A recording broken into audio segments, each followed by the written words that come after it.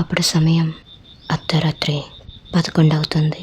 పక్కనే ఉన్న ఊర్లో తీర్థం జరుగుతుందని సరదాగా చూడడానికి వెళ్ళాము.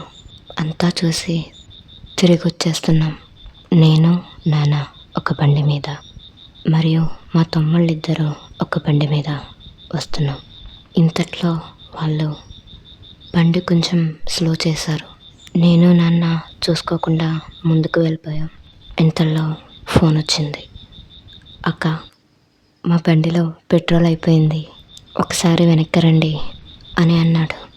తిరిగి వెళ్ళి వాళ్ళని తీసుకువచ్చాము.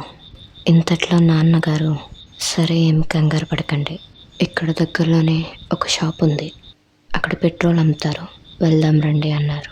తీరా చూస్తే వాళ్ళు పడుకుండిపోయారు. ఆయనని ఎన్నిసార్లు పిలిచినా పలకలేదు. ఎంత డోర్ కొడుతున్నా లెగలేదు. అంతట్లో తమ్ముడు వాళ్ళ స్నేహితులకి ఫోన్ చేశాడు. తర్వాత మాతో ఇలా అన్నాడు, సరే నాన్న, మీరు బయలుదేరండి, మా స్నేహితులు తీర్థానికి ఆటో వేసుకుని వచ్చారు, వాళ్ళ దగ్గర పెట్రోల్ ఉందంట, తెస్తామన్నారు. ఉంటామన్నా సరే బయలుదేరిపోండి అన్నాడని మేము ఇంకా బయలుదేరాం. ఆ ఊరు నుంచి మా ఊరు వెళ్ళడానికి ఒకటే రోడ్, ఇంకే దారి లేదు. ఎంత ముందుకెళ్ళినా ఆటో మాత్రం ఎదురవ్వట్లేదు. ఇదేంటి అనుకునేసరికి దూరంగా ఆటో వెళ్ళిపోతున్నట్టు అనింది. బండి కొంచెం స్పీడ్ చేసి వాళ్ళ దగ్గరికి వెళ్ళాము. వెళ్ళి వాళ్ళని అడిగితే పెట్రోల్ దొరికిందంట, మమ్మల్ని వెళ్ళిపోమని చెప్పాడు అన్నారు. ఇంకా నేను వాళ్ళకి ఫోన్ చేశాను. అప్పుడు తమ్ముడు, దొరికిందక్క, మేము బయలుదేరాం, మీ దగ్గరలోనే ఉన్నాం, ఎవరో ఒక అతను దేవుళ్ళ వచ్చి పెట్రోల్ ఇచ్చే అతను లేపాడు అని చెప్పాడు. పెట్రోల్ ఇప్పించి బయలుదేరగానే ఆ మనిషి ఏమైపోయాడో తెలియట్లే అక్క అని అన్నాడు. నాకు అర్థం కాలేదు. మేము పిలిస్తే లేదని అతను ఆయన పిలవగానే ఎలా లేచాడు అన్నది. ఇంకా సరే అని వాళ్ళు ఎలాగో వస్తున్నారు కదా అని మేము బండిని కొంచెం నెమ్మదిగా పోనిస్తూ వెళ్తున్నాం. ఎంత దూరం వెళ్ళినా తమ్ముళ్ళు రావట్లేదు.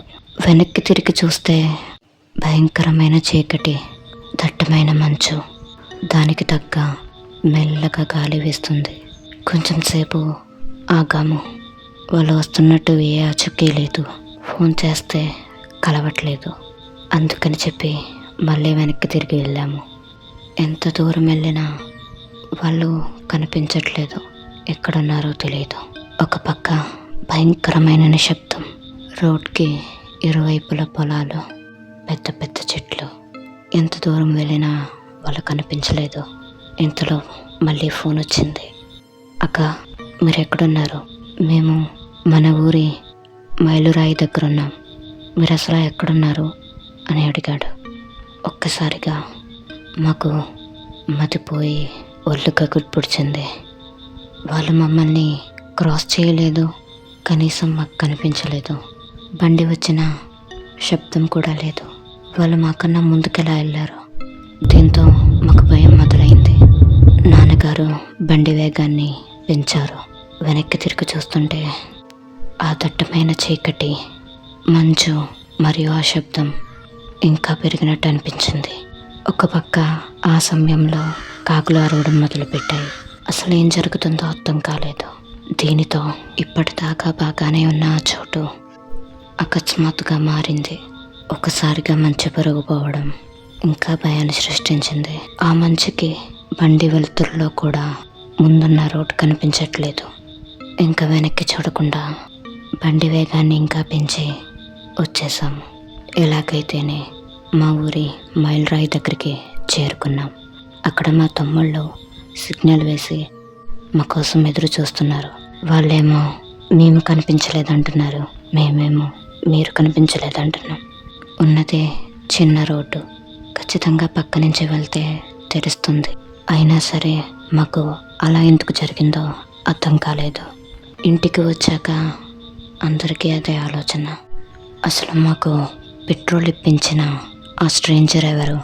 మేము పిలిస్తే పలికిన ఆ పెట్రోల్ అతను ఆయన పిలవగానే ఎలా పలికాడు?